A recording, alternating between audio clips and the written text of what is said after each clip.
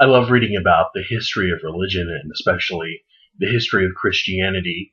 And one really reliable scholarly person you can always rely on when it comes to this topic or these topics is Luke Timothy Johnson. And the book I want to talk about in review today is called Among the Gentiles, Greco-Roman Religion and Christianity, which is a volume from the Anchor Yale Bible Reference Library. A very objective, scholarly, well-researched book. Not propaganda, not fundamentalism, nothing like that. It's from Yale.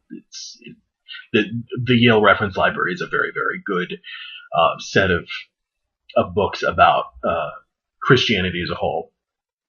This one in particular talks about the sort of confluence of Greco-Roman religion and Christianity and how paganism sort of influenced Christian practice. And this is a pretty in-depth review because I really loved the book and I really wanted to talk about its arguments. Many religious people choose to focus on things that make their religion unique, ahistorically separating it from the cultures and other religions in and around which it formed. It makes sense that several kinds of contemporary Christianity would do exactly the same thing.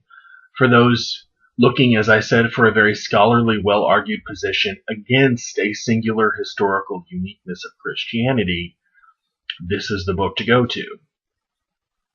Johnson feels that illustrating lines of continuity between Greco-Roman paganism, Jewish traditions, and nascent Christianity opens up a possibility of dialogue, as well as providing a space where the comparative history of religions can take place stripped of the limiting, often judgmental assumptions of contemporary conservative Christian apologetics. Any project with this type of scope requires tools which allow for the analysis of those types of continuity at which Johnson is looking. Methodologically, he proposes a fourfold religious typology, which he claims will be useful in looking at all of these traditions. Even though Johnson teaches in a school of theology, he avoids any theological language in any of these typologies, which is one of the reasons why it should be recommended. What he calls Religiousness A is the participation in divine benefits, including, quote, revelation through prophecy, healing through revelation, providing security and status through mysteries, enabling and providing for the daily successes of individuals, households, cities, and empires. This type of religious practice is optimistic in believing that the world is a stage for divine activity, and pragmatic in that, quote, salvation offers security and success in this mortal life. Johnson says that the Greek orator Aelius Aristides embodies this type. In several of Aristides' orations, he singles out for praise Serapis, who he claims protected him on his journey to Egypt, and Asclepius, who bestowed the gift of oratory upon him. So that's Religiousness A. Here's Religiousness B. Religiousness B is the religiousness of moral transformation, which exemplifies the belief that, quote, the divine spirit is immanent within human activity and expressed through moral transformation. The pagan example here is the Stoic philosopher Epictetus, whose Enchiridion is quite literally a handbook. That's what it's Greek for. Enchiridion is Greek for handbook.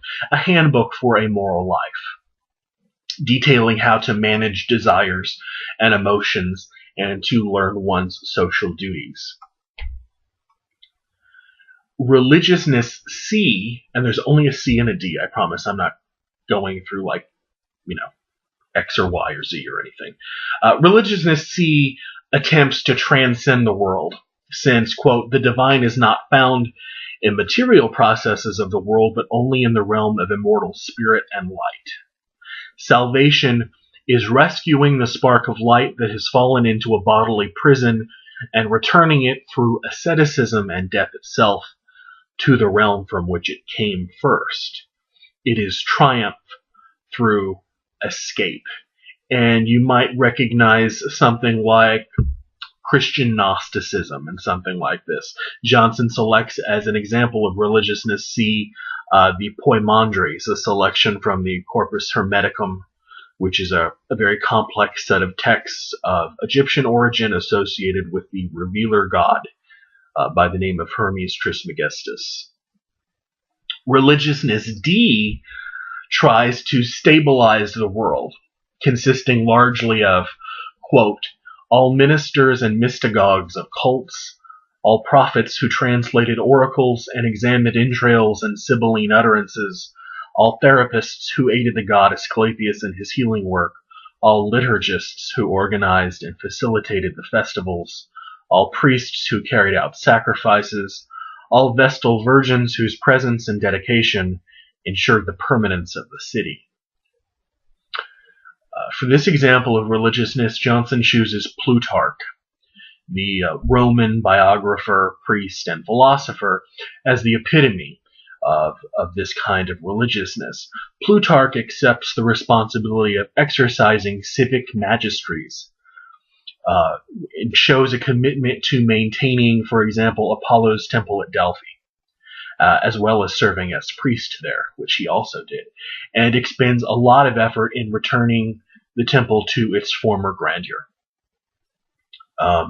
Plutarch is a student of the social dimension of religion, the civic responsibility, the civic magistry that is religious responsibility, and obviously is most concerned with how religion affects the reigning social order. Now, Johnson says that type A and type B, remember, type A is divine benefits, prophecy, revelation, and B is moral transformation, that type A and B were already at work in the Christian world in the first century.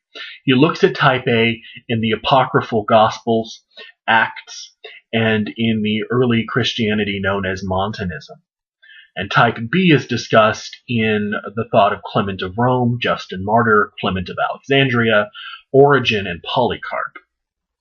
Religiousness C, which is the transcending of the world, that sort of Gnostic type of emphasis, Johnson argues doesn't appear until around the 2nd century, when it sort of becomes the predominant idiom in the Gnostic writings discovered at Nag Hammadi, and especially Irenaeus' refutation of Gnostic doctrine in Adversus Hereses, against the heretics. Religiousness D, remember Plutarch, stabilizing the world, civic responsibility, first became recognizable after 313's Edict of Milan, which marked the beginning of Constantine's adoption of Christianity as the official imperial religion, and grew even stronger after the appearance of political and communal power within the bishoprics around the Christian world. If there was one criticism I have of this book, it would be that the fourfold typology is sometimes applied too strictly to situations where it doesn't apply as well as others might. It's clear from the way Johnson phrases the language of the four types that he anticipates the rise of Christianity and therefore retroactively molds them to accommodate his fourfold typology. Also, Johnson represents the types as if they were compartmentalized and essentialized, when in fact they bleed together and inform each other's practices.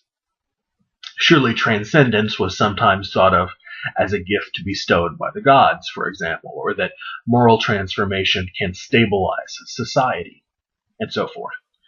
Surely Johnson realizes this, but he has already performed quite the feat in establishing his thesis in a relatively short book of about 280 pages.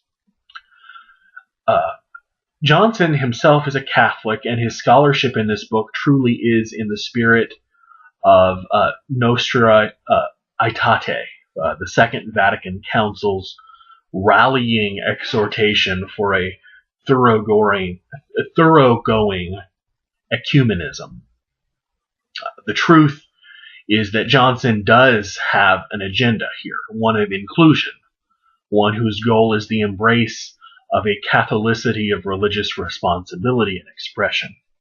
At the heart of Johnson's book is a call for Christians to embrace the fullness and complexity of their past, and to view this as a means of starting a conversation instead of stopping one. I have simplified and adumbrated some of the arguments that Johnson makes in this book because they really are too rich and much too fully textured to give them the treatment that they really deserve here. I recommend this book for any Catholic reader with a lowercase c, or perhaps a capital C, toward the history of Christianity and Christian practice, and anyone who wants to learn about the ways that Christianity borrowed and inherited from paganism and Jewish practice during its first few centuries.